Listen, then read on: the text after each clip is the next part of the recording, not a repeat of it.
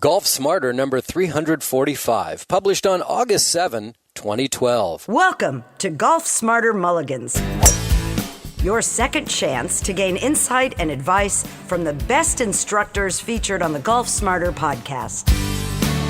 Great golf instruction never gets old. Our interview library features hundreds of hours of game improvement conversations like this that are no longer available in any podcast app. And one of the things we've done is taken 15, 18 handicap players, even 6s and 8s, with one of our top assistant pros who's a scratch guy. I mean, he's a good player. And we let them play 9 holes, and they get to play Joe's drive and see what they shoot. The next 9 hole, Joe plays their ball in after they get it inside 9-iron range, which for Joe is about 140. What we find is they usually drop their score by 1 shot, if any, on the 9 holes they got to play his drive. But on the 9 holes that he played their ball in from 9-iron range in, he usually beats them by 5 to 9 shots. So where do you think you should spend your practice time? If you get better inside 9-iron range, when you put a 9-iron and less in your hand, I don't care what your handicap is, your next shot should be a birdie putt. Now, if you're a 12 or 15, 18 handicapper, I mean, give yourself 30, 35 feet, 25 feet. If you're a low single digit, you ought to be hitting those shots on the average 15, 18 feet from the hole. But you ought to be knocking the flag down every once in a while with those 2 and 3 and 5 foot birdies.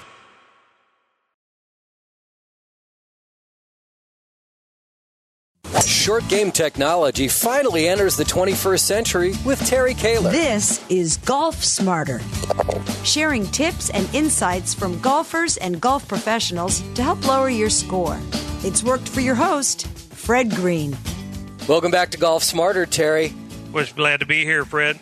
It is great to have you. The last time you were on back in November, we introduced your new line of, well, we don't want to call them wedges just yet, but you SCOR 4161, and the response from the Golf Smarter community was very impressive as far as I'm concerned.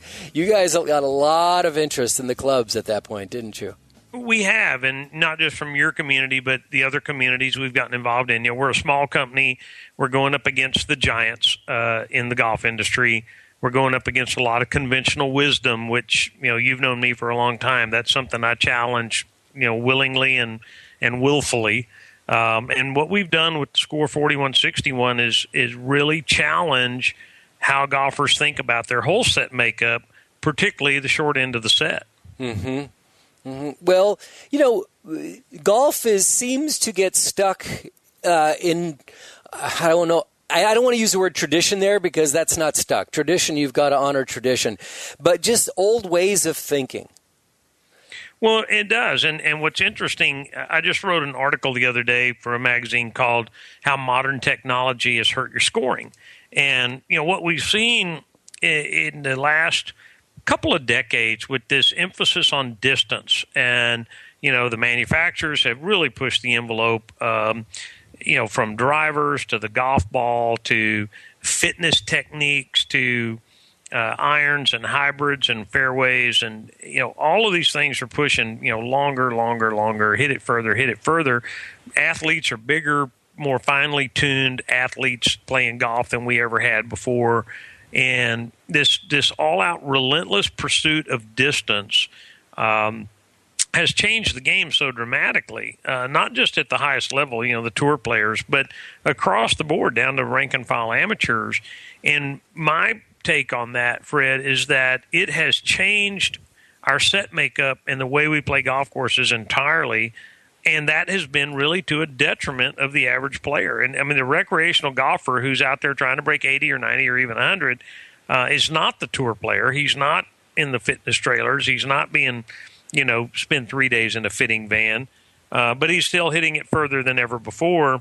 And the reality is that's changed your whole set makeup. And this is something whenever I get a chance to have a soapbox, so to speak, I talk to people about. Have you thought about your lineup, your team, as I call it, you know, those 14 clubs in your bag that you have to score the golf course with? And what is the response to that? Well, when you sit people down and say, think about this for a minute, the overwhelming response is, wow, that makes a lot of sense. Why has nobody ever done this before? Right. So let me back up and tell you kind of how this whole evolution. Please. I look back, I'm 60 years old. I started playing golf as a kid in the 50s and through the 60s. And, all irons were blades back then. And we learned how to hit. I mean, we were admonished, and, my generation of Kite and Crenshaw and Watkins and all those guys, we were admonished to learn how to hit the ball really solid and really good. Distance will come with size. As you get bigger, you'll hit it further. But with the equipment, the persimmon woods and the blade irons, you had to learn how to hit the ball precisely. And we all learned how to score. We learned how to get the ball in the hole. And we had what I have called the round club mindset.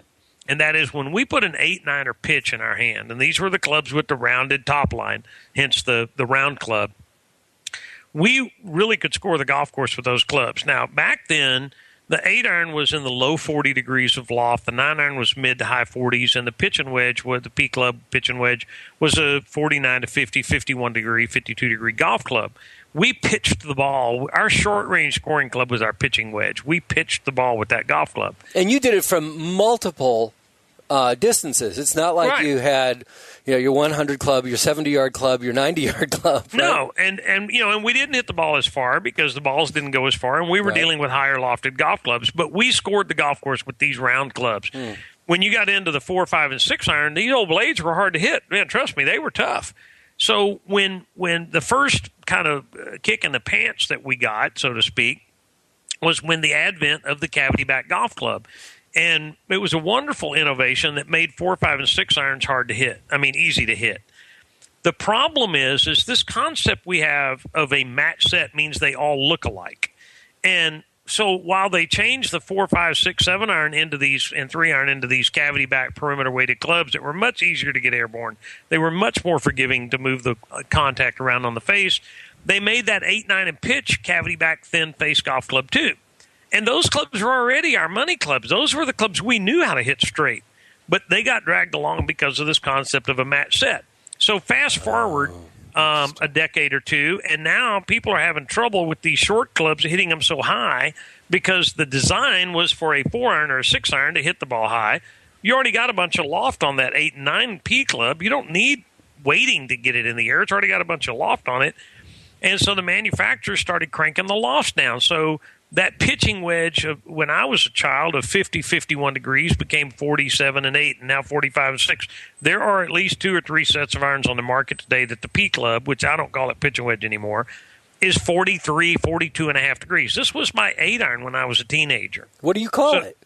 It's a P Club. I call it a P Club. A P Club, okay. You could name all your clubs, Susie, Joe, Bill, John. It doesn't matter. It's just a number. It's just a name. But you need clubs of high loft.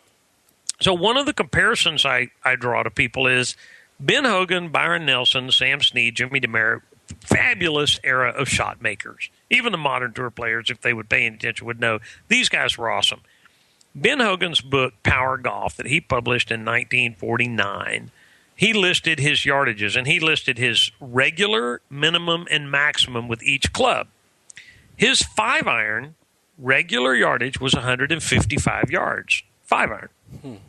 Okay? His maximum was 175. So the first question I would ask your listeners is, look at what you consider your regular iron yardage, and do you have an extra 20 yards in reserve with that golf club? Because Ben Hogan was, and I argue this, he's the best shot maker in the history of the game. He made a golf ball do what he wanted it to do with very inferior product equipment to what we have now. But he said a regular 5-iron is 155. I can hit it 175 if I need to. A minimum is 145. So if you think about that, now his 5-iron for loft and length was about the same as a modern 7 or 8. Okay? But Ben Hogan hit it 155. It was also much heavier, and the shafts weren't as advanced, and athletes weren't as advanced. But here's where I like to draw the comparison. So Ben Hogan, when he was inside 150, he had a 5-iron, a 6-iron, a 7-iron, an 8-iron, a 9-iron, a pitching wedge, and a sand wedge. He had 7 club options to navigate that last 150 yards. The modern tour player and the modern amateur that's listening to this podcast right now, look at your bag, guys. How far do you hit? What do you hit 150 yards? A lot of guys are trying to hit 9-iron that far, or even 8-iron. So you've got an 8, a 9, a pitch, sand wedge, lob wedge, maybe a gap. You got 4, maybe 6 clubs that go under 150. Under 150. Under 150. Okay. Ben Hogan had 7. The modern tour player only has 3 or 4 clubs in his bag that go under 150. So, yeah, I mean, aren't they talking about, he's 220 yards away, he's pulling out a 5-iron. It's like, yeah. What? So, it is. And so here's my point. If Ben Hogan had 7 clubs to navigate the last 150 yards of each hole, and a modern tour player or you amateurs have 4, you need to be twice the shot maker Ben Hogan was. Because you got half as many options as he had. And if you think about it that way, it's like, that's kind of absurd. Then the other thing is just the geometry of a golf club set. And if your golfers will go out and take golf balls in their laser out on the golf course or their GPS, you will find that your gaps between clubs out at the long end of your set, between your 3-wood and your 5-wood, your 5-wood and your hybrid and your second hybrid, your hybrid and your 4-iron, whatever you carry out there, you will find those gaps at 8 and 9 yards. Okay. If you go to the short end of your set and go to your scoring clubs, those clubs over 40 degrees aloft, you will have your gaps at 15 and 18 yards or more. Now, that doesn't make sense, right? But that's just the geometry of a golf club, and we've always built them this way. And again, I'm a big challenger of conventional wisdom, but we've always built clubs a half-inch difference between club, 4 degrees aloft difference between clubs. But the fact is, at the short end of the set, those gaps widen. 4 degrees and a half an inch makes gaps too wide. If you're at 175 and you have a 4 or 5 iron in your hand, or a 6 iron, whatever, however long you are, 40 feet long and short from 175 is a great shot. 40 feet long and short from 90 stinks. Yeah. I don't care if you're trying to play the PGA Tour or if you're trying to break 100. You need to have distance control closer. The closer you get to the green, you need to be able to dial it in. So what really has happened with modern technology is that it has compressed all of our clubs at the long end of the set because they only made the 3-iron 2 degrees stronger than ever, but they've made the 9-iron 6 and 7 degrees stronger than ever. Well, what's that doing is compressing all your clubs toward the long end of the set. But if you have over 3 or 4 shots outside of 5-iron, 4-iron range in a round of golf, you're playing the wrong tees, man. You're not on the right tees. This is not a game that is supposed to be attacked with your fairway woods and hybrids hole after hole after hole. That is not the way the game is played.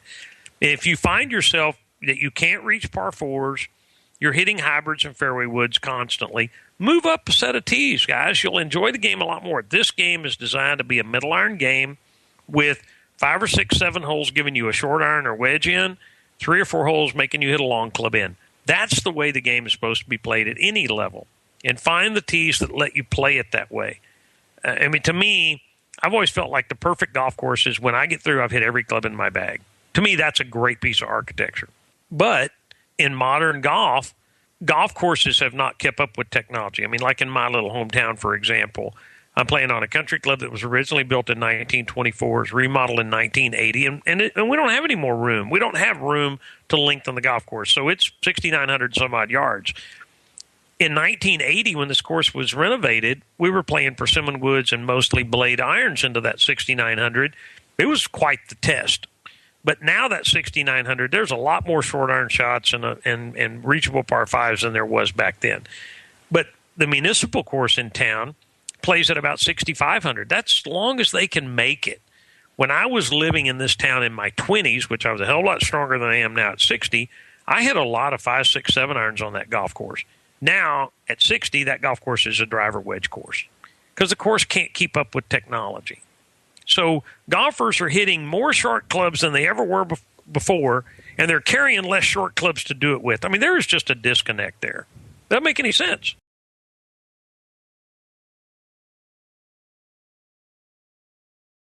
Yeah, it makes a lot of sense. And, we've had so many conversations on Golf Smarter about the marketing dollars that go into big club manufacturers, the giants, as you referred to, and that actually that their marketing budgets are far greater than their R&D budgets. So, I guess it's the concept of being able to make, one set of clubs to fit a whole lot of people. right? Am I on the right track with that? Well, for example, one of the major companies, who I won't name right now, introduced 7 new iron models last year. 7. Wow. How can you? How am I going to sort through this as a golfer? I need, if I like pure blades, make me a pure blade. If I like, if I say, hey, I just want to make this as easy as possible, make me a cavity back with a bunch of offsets so I don't slice it, and then give me something in between.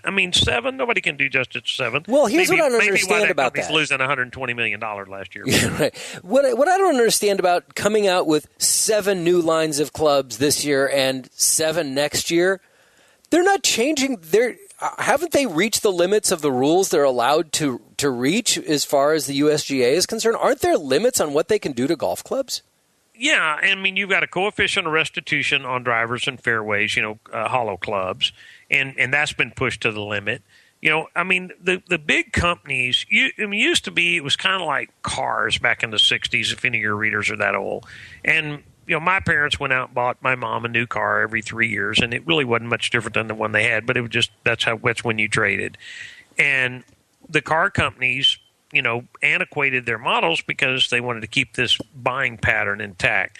The big golf companies have gotten into what I think is a death spiral, and they're introducing new models every 6 or 8, 9 months, 10 months. And I'm sorry, guys, if you have bought a driver in the last 4 or 5 years, chances are there is no driver out there that's going to give you any more distance. Now, I don't make drivers. The big companies would tell you, yeah, there is. Well, if you can give me 8 or 10 extra yards every 9 months, I got to be hitting at 450 by now. Come on, but I can't. I'm not. But if you look at that, they're coming out with a new driver. Radical new driver every 8 or 9 or 10 months. You got 5, 6, 8, 10 companies doing that. Yeah, but radical? You mean like they painted the head of it white? Well, yeah, but they're trying to tell you it's radical because they've got people trained that hey, it's August. I'm not going to buy last year's model because the new one will be out. However, last year's model is $200 cheaper than it was. Yeah, exactly. So maybe I want to do it. There is one company who will remain nameless, but they make drivers in other colors than black. But they actually, you can buy a 2012 model driver. A trade retail store can buy brand new 2012, 2011, 2010, and 2009 product. They're still making it. It's all in their pricing strategy. Interesting. So they will throw a new model out there. Polaroid camera did this for years. They would introduce the new Polaroid land camera at this premium price point. And they would skim all the early adapters. Then they would facelift it, drop the price $20 and skim the next round, drop and then do it again. And they do that 3 or 4 times. It's the same technology, but they keep dropping the price point to because that guy that says I'm not buying it at $4.99, but when it goes to $2.99, I'm all over it because my friends like theirs. People that are slower to adapt. And I'm not. I don't want to pick on the big companies too. If you read my blog, I only pick on about every other blog. But the thing is you spend money, you want real improvement in your game. I have to believe somewhere in my heart that when a golfer goes into a store to get a fix, I'm thinking about a new putter, new driver, pair of shoes, somewhere in the back of your head, you're going, and I'm hoping that this is going to help me lower my handicap. Isn't that the ultimate motivation? Some golfers, I'm not sure it really is, but somewhere in the back of the mind, there's some kind of justification. And I'll drift into an aside here. People talk about people giving up the game of golf, and golf is in trouble. We're losing players. And the most common thing, and I'm going to drift off here, is that's good. People say, that it takes too long and it costs too much money. And it's too hard. Okay. They don't say it's too hard, but that's what it is. Well, I actually thought it was the three things that they identified of why more people are leaving the game than starting is that it costs too much, it takes too long, and it's too hard. Well, they won't tell you it takes too hard unless you get into a deep focus group with them because that's kind of self-defeating. Yeah, right. But they tell you it costs too much and takes too much time. Well, you know what? Snow skiing, and it's a growing sport, and it's a hell of a lot more expensive than golf because you can't, you've got, and all the other things. What they mean is this takes too much time. It costs too much to have this little fun. But the guy that's gone from a 22 to a 19 to a 17 to a 14 to a 12, He's a Golf Smarter listener. He's not quitting either. No. He's playing more golf because this is fun if you're getting better. This is a fun game. And people that quit, they say it takes too much time and it costs too much money. So they give up golf. So what do? Just lay around on the sofa for that 5 or 6 hours every Sunday and put their money in their bank account? No, they find another pastime that's more fun for that amount of time and money. Yep. It may be with their kids, it may be fishing, it may be boating, it may be stamp collecting or building furniture, but they're going to find something else to do with their time and money because they have the time and money. They're just going to reallocate it because they weren't getting a payoff. So they have to identify something and blame something, but really what it is, it's an individual thing of people going, I'm just not getting better. This is not fun. This game is hard. Yeah. And it's hard because we get a constant dose from TV that if you could just hit it another 15 yards, that's the secret. And then I personally, I don't know if any of your listeners watched. I watched the Avion Masters, the LPGA tournament the other day. It was one of the best golf tournaments I've ever seen. These ladies were knocking flags down and making putts from everywhere. There were no meltdowns. There were just strictly great golf. And it was fascinating. And I'm watching ladies hit, 8 irons from 155. They're in the mountains. And I'm sitting there going, this is what we average golfers can relate to. And then you go over here to the PGA Tour, and this guy's like, he hit a 332 off the tee, and he's got 175 left on a 515-yard par 4, and he's hitting 7-iron. Really, I can't relate to that. You know what? I related at the Open Championship, the British Open. I related to one shot, and that's when Graham McDowell almost killed those people. when he hit that shot that just when all these people hit the deck. Right? Yeah, it's like that I related to, and I was like, awesome. I can do that. So, I kind of got off on tangent, but my point is that golf, if you are trying to break 100 or trying to break 90, trying to break 80, trying to qualify for a PGA Tour event, if you will focus on getting good inside 150, and what that means is learning how to hit a ball 132 and 141 and 127 and 116 and knowing that you can dial in that yardage. There's a little bitty box on that scorecard, and nobody says, well, John, you hit it in there with a pitching wedge from 142, and I hit it in with an 8-iron from 142, and we made the same score, but you win the hole because you hit a shorter club than I did. That isn't the way this game works. Right. What's the number? And the fact is, if all of your listeners, and I would tell all of you guys, I don't care what skill level you play to, tour player on down, if you will learn how to hit the ball shorter and more controlled with your scoring clubs, and that's 8-iron, 9-iron on down, your handicap will go down because nobody cares if you hit an 8-iron from 142 or a pitching wedge. The question is, how close was it? Did you make it do what you wanted it to do? And anybody can learn how to hit a good controlled scoring shot with a high loft golf club because it's all about technique. These LPGA players, Natalie Gulbis was on fire. She just kept hitting it all over the hole. And I don't like Natalie's golf swing that much. She's a great lady and super looking gal and all that, but I don't like her golf swing that much. But man, she was firing darts at these flags. She hit more shots close to the hole than I've seen any male tour player hit in the last 2 years. She was lasering them in. Distance control was perfect. Her directional control was perfect. And the fact is, she hits it like a girl. Well, that's my goal in life, is to hit it like a girl, if that's what that means. So, but if you I can't wait for someone, you hit it like a girl. Thank you. Thank you. Yeah. Thank you very much. That girl made 8 birdies and shot 65 to win that tournament today. I'd love to hit it like a girl like that. So, the point being is, if you learn how to hit it controlled and you learn how to control your short clubs, and, this is what, my shameless plug here, this is what SCOR 4161 is about. I looked at what the tools were given to try to do that with. Mm-hmm. And when the whole groove thing came about, and I started rethinking the old Eidolon wedges and trying new grooves, and somehow I got outside the box and said, why do we even carry wedges? Ben Hogan, I'm going to go back and refer to him. Ben Hogan listed his maximum yardage with the sand wedge 40 yards because it was a big flange golf club that was designed to get the club ball out of the bunker. And Hogan knew it also was a very good pitching club for short pitch shots. But it was not a full swing golf club because the weight was so low in the club, it ballooned the ball in the air. And all of your listeners, I'll ask every one of you, for every one of you that can legitimately tell me that you hit your wedges too low, there's 1.7 million of you that hit them too high because they're designed to make the ball go in the air. And you already have 50, 55 degrees loft in this club. You don't also need all the weight low in the golf club. And so what we did is we looked at the weighting of the scoring clubs. We threw away this whole term of wedges, and we looked at how can I give you pinpoint distance control so I can give you a vertically enhanced sweet spot, because we all know when you hit a wedge shot high in the face, it doesn't go anywhere. Well, there's nothing up there. Look at your golf club. Look at the way it's designed. There's nothing up there. But when you hit one real thin, it goes forever because that's where all the mass is. Well, yeah. I mean, we evened that out in the SCOR 4161 line.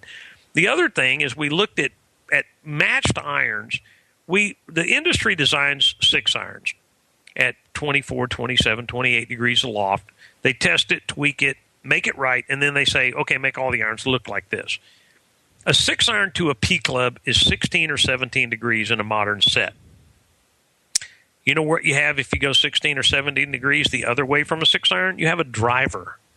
Now, nobody ever said, I love my 6 iron. Can you make a driver look like that? In fact, we've even found over the last 10 or 15 years that if you go down about 8 or 10 degrees lower than the 6 iron into the 4 and 3 iron range, this thing called a hybrid works a lot better because we can make that low lofted club easy to get up in the air by moving the weight low and back. Conversely, when we go to the high lofted club, I already got the loft on the club. I've got 40 or 45, 50, 55 degrees of loft. It's going in the air, but the average golfer is struggling to keep it out of the clouds. He doesn't know how far it's going to go because the harder he swings, the higher it goes, maybe the shorter it goes. Well, conversely, if we move the weight up on that club and rethink how that club ought to be used and what you're after, that's what SCOR 4161 did. It's a total reinvention of the short end of the set. It's an approach of making all of your money clubs, your clubs over 40, be a match set within a set. I have to breathe now. I was wondering, like, what happened? Why'd you stop? Well, you know, the thing is that what you want from your scoring clubs, your clubs over 40 degrees, is you want 3 things. You want feel, because these are the clubs that you hit in between shots a lot. You don't really try to hit in between 4 irons very much, but you're always hitting in between pitch and wedges and 9 irons and gap wedges. Mm-hmm. So you got to have feel. That's part of the shaft. That's part of the head metallurgy. We've done 2 great things there. The second thing you want is distance control. Like I said, 30 feet long or short from 170 is great. 30 feet long or short from 90 is horrible.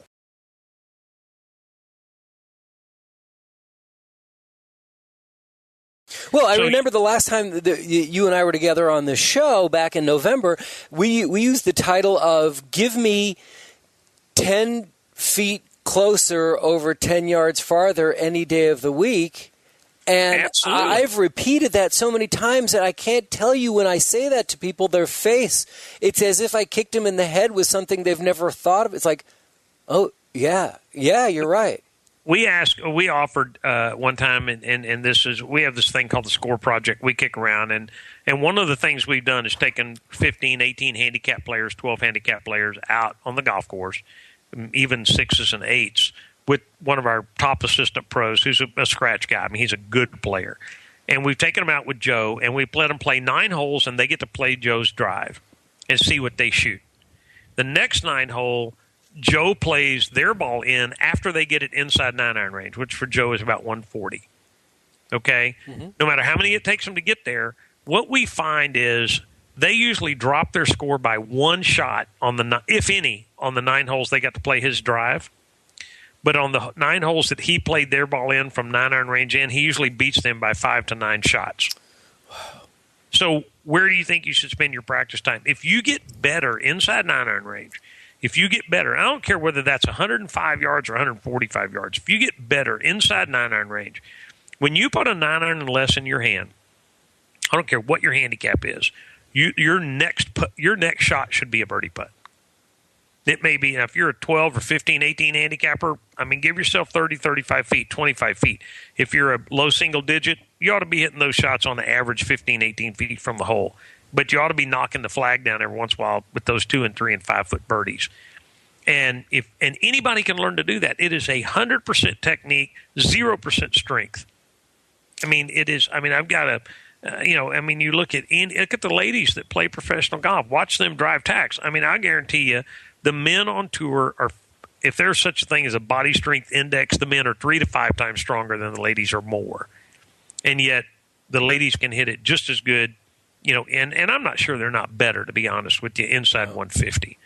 Now, I mean, I'm not going to denigrate the men's game, but, these ladies are good.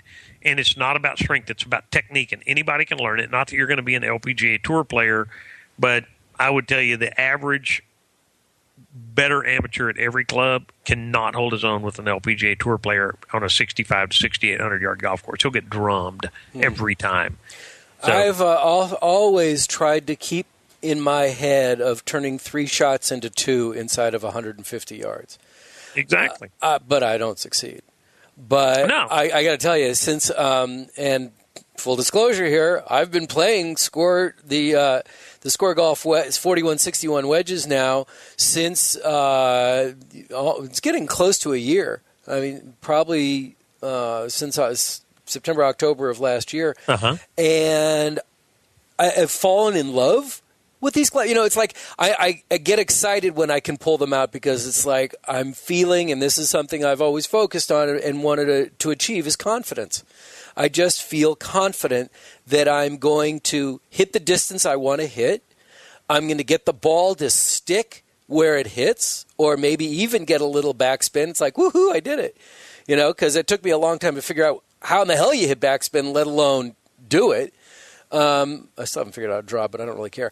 But it's just a confidence factor that I have using these wedges that have made such a huge difference in the way I approach my shots. Well, and we hear that all the time. And if you spend a little time and you get confident with these clubs, and I'm going to go back to the modern technology. So you have a very thin-faced, low center of gravity 9 and P club in your bag. And then you have a break to these aftermarket wedges. And let's be honest, guys, the wedges that are on the rack this year from Daedalus, from Cleveland, from Mizuno, from every other company, look just like they did 40 years ago. Yep. What other category will that sell? Your shoes don't look like, the balls aren't like, the tees even aren't. I used to tell people, you have 2 things in your bag with 40-year-old technology. That's your wedges and your golf tees. And I can't say that about tees anymore because they got all this technology now. Thank God the clothes don't look alike. But the point being is that wedges are just that. They are wedges. They are a throwback to days of persimmon woods. They're not any different. And right in the middle of money range, you have your 9 and your P that look like a 6-iron, that were designed to work like a 6-iron. They're not precision shot-making instruments. Then you take a complete skip, totally different shaft, totally different flex, totally different head design, totally different everything to your gap wedge or your sand or whatever you carry. Right in the middle of money range, you have this massive disconnect between the type of club you're playing. And that there's no logical reason why you would do that, except that's the way it's always been done. Mm-hmm. Well, woods were always made out of persimmon too, and when's the last time you saw somebody with one of those? Yeah, right. Golf spikes other were than always a collector. Metal. Yeah, exactly. Golf spikes were always metal. When was the last time you saw somebody wearing those other than the PGA Tour? What is the last time you were allowed to wear metal? Well, you have to be on the PGA Tour, and then you can do it. Right, exactly. However, I have to be my nostalgia is I do miss that idea of coming out of the locker room with your metal spikes and walking across the sidewalk. It kind of got your game face on. The sound of that. It's like the sound of it. It's like I got my game face on. Yeah. Anybody who's ever put on spikes for baseball or played Little League or something, to that sound on the gravel, it's awesome. Hey, listen, Terry, we have kind of reached our 30-minute limit, a little bit past it, but that's okay.